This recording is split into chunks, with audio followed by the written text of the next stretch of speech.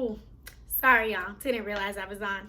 Hey everyone, welcome back to Miss Murray's Corner. So today I'm back with another read aloud. We have A Bad Case of Stripes by David Shannon. If you've ever read this book before, maybe to some of your students, maybe to your children, it was even read to you as a child, give me 2 claps, give me 2 more. So we're gonna get into A Bad Case of Stripes. Camilla Cream loved lima beans, but she never ate them. All of her friends hated lima beans, and she wanted to fit in. Camilla was always worried about what other people thought of her. Today, she was fretting even more than usual. It was the first day of school. There were so many people to impress, and she couldn't decide what to wear. She tried on 42 outfits, but none seemed quite right. She put on a pretty red dress and looked in the mirror. Then she screamed, "Ah!"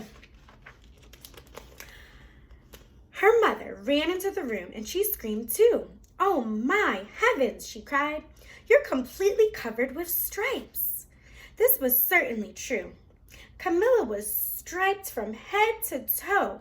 She looked like a rainbow. Mrs. Cream felt Camilla's forehead. "Do you feel all right?" she asked. "I feel fine," Camilla answered. "But just look at me." "You get back in this bed this instant," her mother ordered. "You're not going to school today." Camilla was relieved.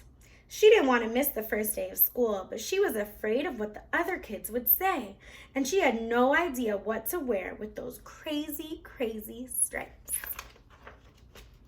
That afternoon, Dr. Bumble came to examine Camilla.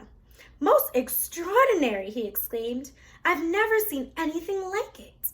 Are you having any coughing, sneezing, runny nose, aches, pains, chills, hot flashes, dizziness, drowsiness, shortness of breath, or uncontrollable twitching?" Sounds like coronavirus. "No," Camilla told him. "I feel fine." "Well then," Dr. Bumble said, turning to Mrs. Cream, "I don't see any reason why she shouldn't go to school tomorrow. Here's some ointment that should help clear up those stripes in a few days. If it doesn't, you know where to reach me." And off he went. The next day was a disaster.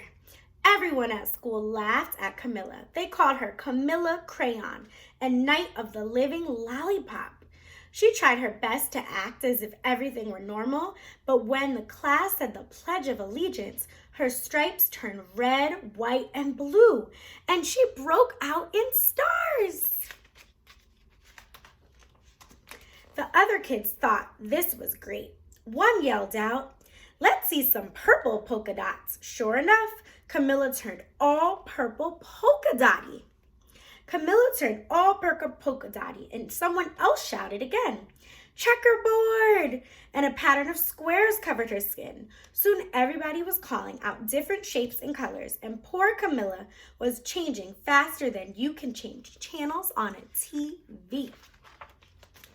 That night, Mr. Harms, the school principal, called. "I'm sorry, Mrs. Cream," he said. "I'm gonna have to ask you to keep Camilla home from school. She's just too much of a distraction.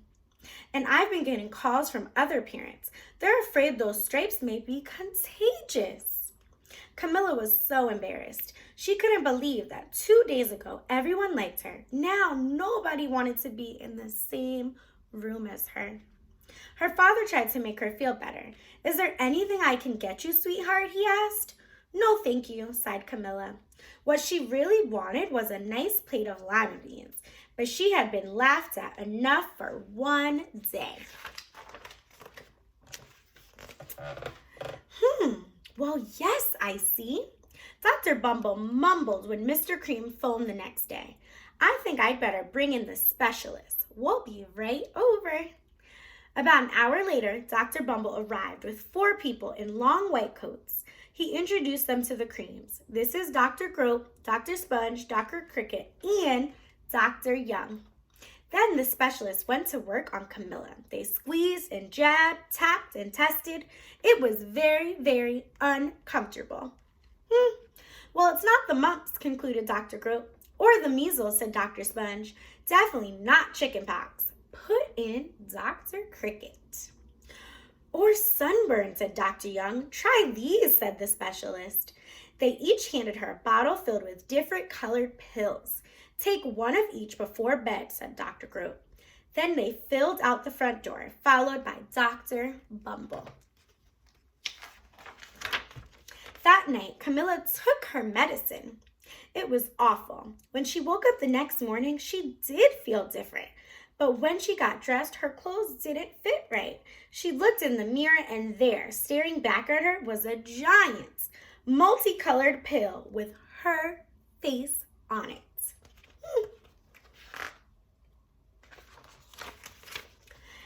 Dr. Bumble rushed over as soon as Mrs. Cream called, but this time, instead of the specialist, he brought the experts. Dr. Gourd and Mr. Mellon were the finest scientific minds in the land.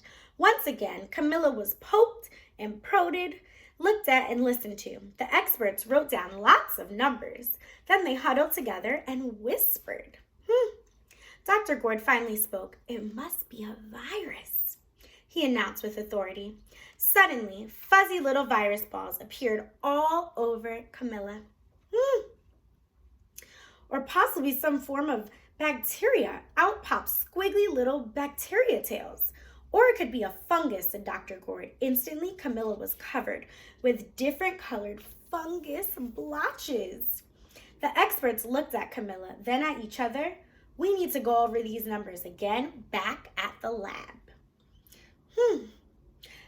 We'll call you when we know something, but the experts didn't have a clue, much less a cure.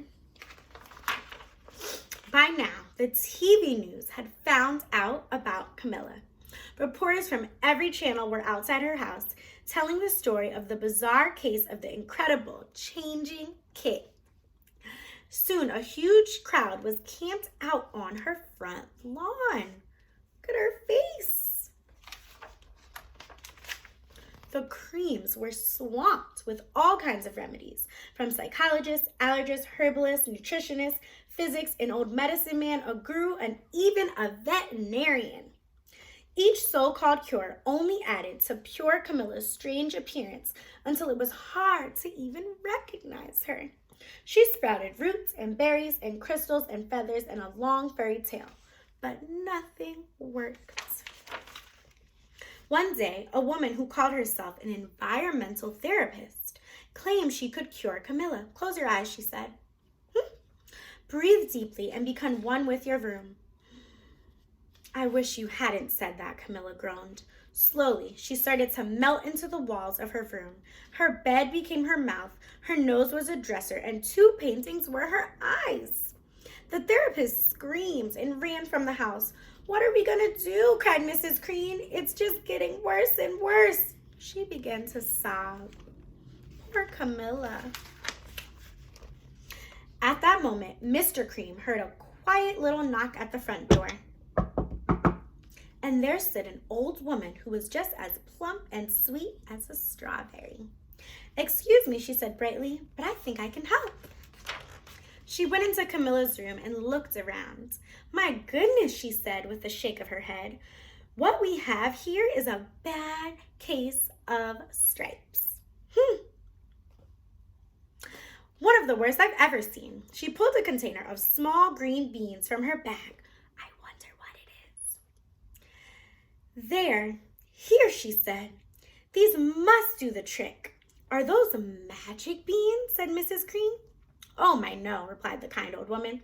There's no such thing. These are just plain old lima beans. I'll bet you'd like some, wouldn't you? She said Camilla.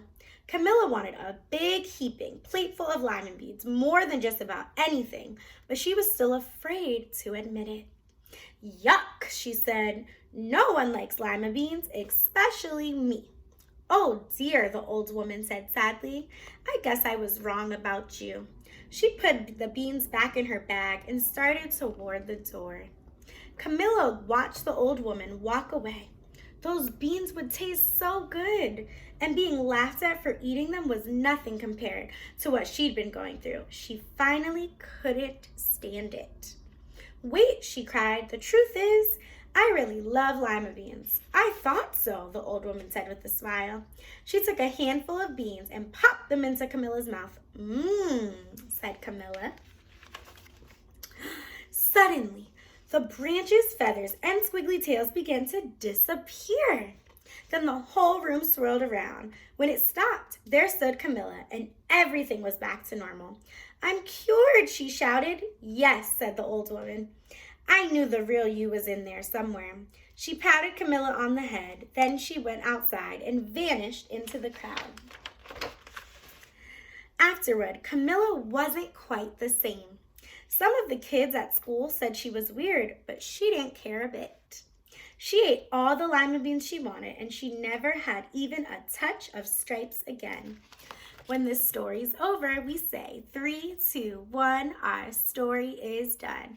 I had so much fun reading this book with you today. Camilla was cured and she is back to normal.